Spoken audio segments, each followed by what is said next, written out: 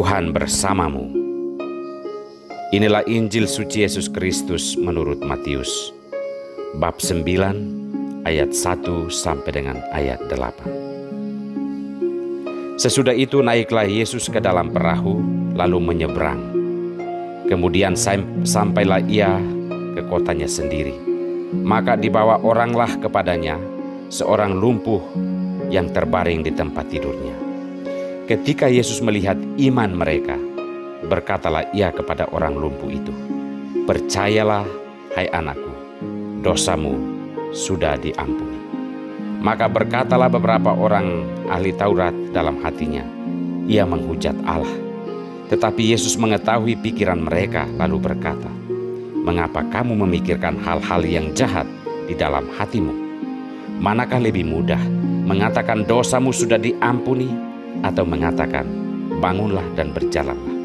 Tetapi supaya kamu tahu bahwa di dunia ini Anak Manusia berkuasa mengampuni dosa." Lalu berkatalah ia kepada orang lumpuh itu, "Bangunlah, angkatlah tempat tidurmu dan pulanglah ke rumahmu." Dan orang itu pun bangun lalu pulang. Maka orang banyak yang melihat hal itu takut, lalu memuliakan Allah yang telah memberikan kuasa sedemikian itu kepada manusia. Demikianlah Injil Tuhan.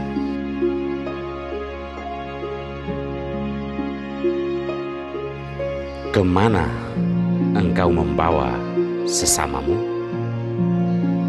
Inilah Sampan bersama saya, Pater Domikevi, SVD.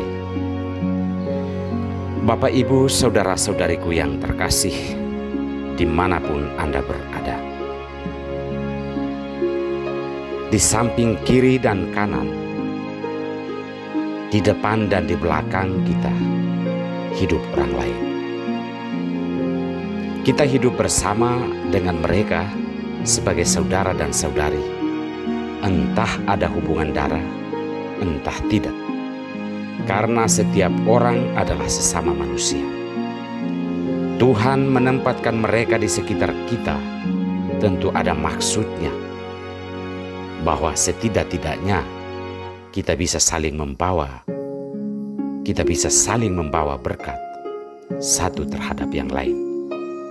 Setiap orang paling tidak bertanya-tanya dalam hatinya, berkat apa yang harus aku bagikan kepada sesamaku?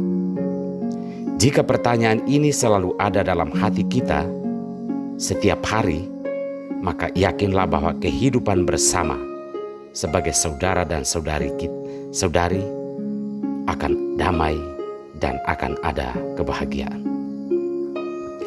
Saudara-saudariku yang terkasih, hari ini Tuhan mengajak kita untuk memikirkan kebaikan saudara dan saudari kita yang ada di sekitar kita. Abraham diuji oleh Tuhan untuk membunuh anaknya sebagai korban persembahan kepada Allah. Tentunya ini ujian yang berat terhadap Abraham karena membunuh sebagai perintah Allah. Sementara Tuhan baru saja mengaruniakan kepada Abraham Ishak di usia tua mereka. Kita perlu sadar bahwa ini hanyalah ujian iman, karena Tuhan tidak menghendaki kejahatan membunuh sebagai suatu tindakan yang benar. Abraham mau melakukan ini hanya karena iman bahwa ia membawa anaknya kepada Tuhan sebagai korban persembahan. Setelah Tuhan melihat begitu kuatnya iman Abraham kepada Allah, maka Allah menyediakan seekor anak domba sebagai ganti korban persembahan tersebut. Melalui bacaan pertama hari ini, Tuhan mau menunjukkan kepada kita iman Abraham yang begitu kuat, dan juga Tuhan mau menunjukkan kepada kita bahwa kejahatan membunuh tidak dibenarkan oleh Tuhan. Kita membawa kepada Tuhan sesama kita berubah, mendoakan dan melakukan hal yang baik kepadanya, bukan tindakan membunuh, membenci, atau menghina. Dalam Injil hari ini, ada seorang lumpuh yang disembuhkan oleh Yesus. karena ia melihat iman orang-orang yang membawa orang lumpuh tersebut. Yesus memuji mereka karena mereka berpikir tentang kesembuhan orang lumpuh tersebut. Maka Yesus menyembuhkan orang lumpuh itu karena tindakan orang-orang di sekitar orang lumpuh itu. Mendoakan dan tindakan mencari hal yang baik demi kebaikan orang lain adalah hal yang berkenan di hati Tuhan. Dan Tuhan akan mengabulkan doa-doa kita untuk kebaikan orang lain. Hal ini berbeda dengan pola pikir beberapa ahli Taurat yang melihat tindakan Yesus menyembuhkan sebagai hujatan kepada Allah. Melakukan hal untuk kebaikan orang lain itu bukan menghujat Allah. Menghujat Allah itu adalah kejahatan-kejahatan yang kita pikirkan tentang orang lain atau yang kita lakukan kepada orang lain. Membawa sesama kepada Tuhan dalam bentuk mendoakan dan memberikan kesejahteraan lahir dan batin kepadanya adalah tindakan memuliakan Allah, bukan menghujat Allah. Saudara-saudariku yang terkasih, kita hidup bersama orang lain dari latar belakang suku dan bahasa yang berbeda.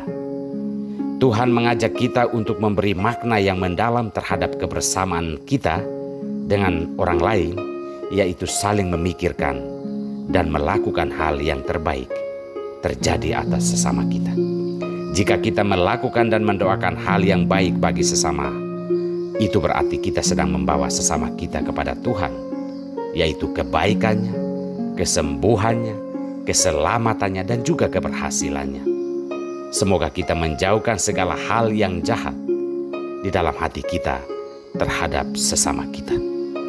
Tuhan memberkati kita semua.